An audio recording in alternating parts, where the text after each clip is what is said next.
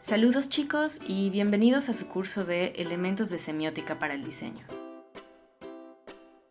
En esta sesión hablaremos de Ferdinand de Saussure y la semiótica lingüística.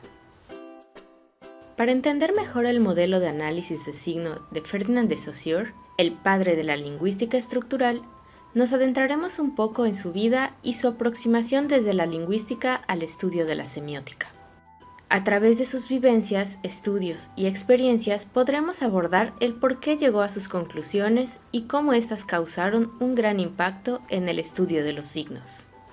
Primeros años. Ferdinand de Saussure nació en Ginebra, Suiza, en el año de 1857, de familia de origen francés, hijo de Henry Louis Frédéric de Saussure, un prestigioso geólogo, entomólogo y taxónomo, y su madre, Louise Elizabeth de Portails, una aristócrata de Ginebra inclinada a las artes. Tuvieron 7 hijos, todos destacados en distintas disciplinas. Creció rodeado de un ambiente familiar académico y dio muestras de su inteligencia y talento desde muy temprana edad. Asistió al colegio Hoffley, donde aprendió griego antiguo como se acostumbraba en la época, y para sus 13 años ya dominaba el francés, inglés, latín y alemán. Desde ese momento comenzó a mostrar su interés en la historia y origen de las lenguas. Adolf Pictet, un renombrado lingüista suizo, fue su guía a lo largo de la adolescencia y quien lo introdujo en el estudio de las lenguas indoeuropeas. Más adelante, a sus 15 años, entró al Colegio de Ginebra por decisión de sus padres, dada su corta edad, cosa que no fue muy de su agrado y lo consideró una pérdida de tiempo.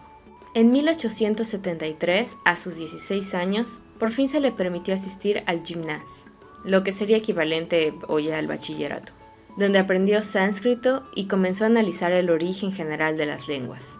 Y ya a los 18 años ingresó en la Universidad de Ginebra, donde estudió varias disciplinas, pero sobre todo lingüística. En 1876 ingresó en la Universidad de Leipzig, Alemania, ya que varios de sus compañeros fueron a esa universidad. En Leipzig se quedó 4 años aprendiendo aún más lenguas, entre las cuales estaba el persa, irlandés antiguo, etc. Vida y obra. Ya a sus 21 años publicó su primera obra, Memoria sobre el sistema primitivo de vocales en las lenguas indoeuropeas, texto con el cual se hace reconocido en el ámbito de la lingüística. Al año siguiente, y coincidiendo con el final de sus estudios, publica su tesis de doctorado, sobre el empleo del genitivo absoluto en sánscrito, tesis que le dio el reconocimiento más alto en la universidad y fue su pase de entrada para participar en la Sociedad Lingüística. En 1881 viaja a París para estudiar en la Escuela de Estudios Superiores en Ciencias Sociales, más conocida como EGES, donde estudió sánscrito e iraní, y participó en los cursos de Michel Breal, padre de la semántica.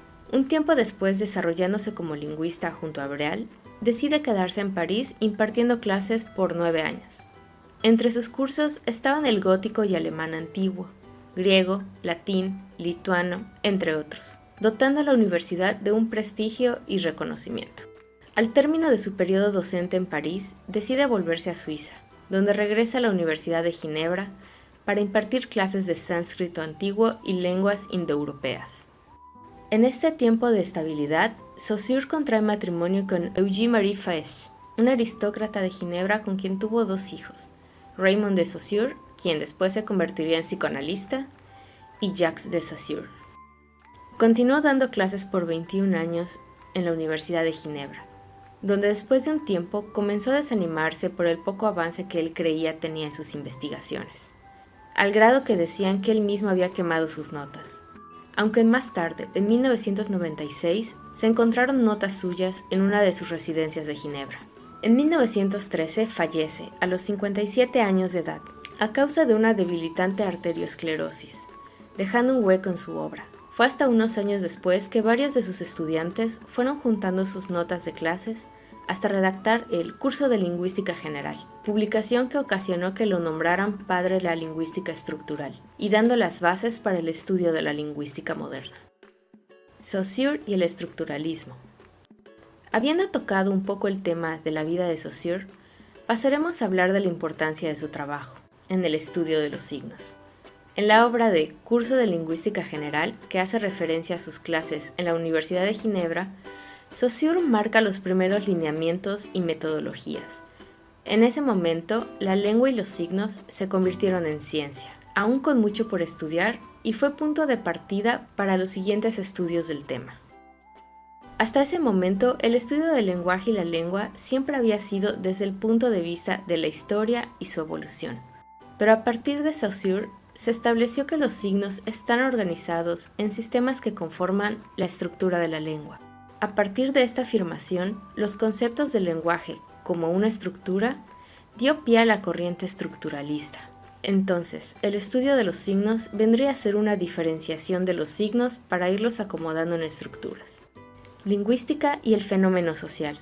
Saussure buscaba que se estudiara el signo desde diferentes puntos de vista, que a su vez se abordaran como dualidades. Se podía estudiar al signo como significante y significado, como lengua y habla, como sincronía y diacronía, sus relaciones sintagmáticas y paradigmáticas, y como lingüística interna y externa. Por ahora, enfoquémonos en estas últimas dos. La lingüística interna es la que habla del lenguaje en sí y sus reglas, pero la lingüística externa es la que habla del contexto social de la lengua y que modifica cómo se usa y los significados. Las obras de Saussure fueron muy importantes y contribuyen al entendimiento del lenguaje, pero así como fueron aplaudidas, también fueron controversiales en su época.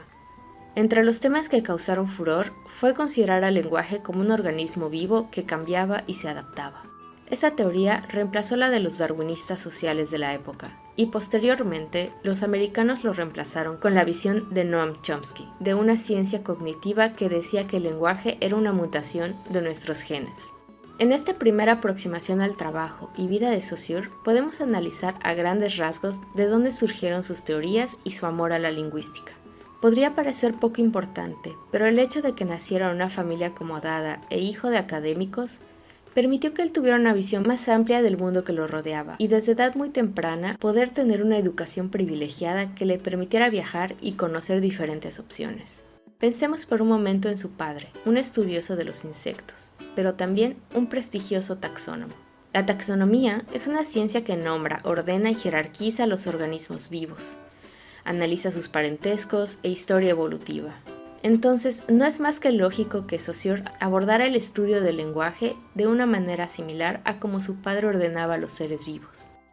Por otro lado, el contexto histórico del positivismo que lo rodeaba en el momento que estudiaba y escribía sus obras hizo que fuera aún más formal y estructurado al considerar a la lingüística como una ciencia.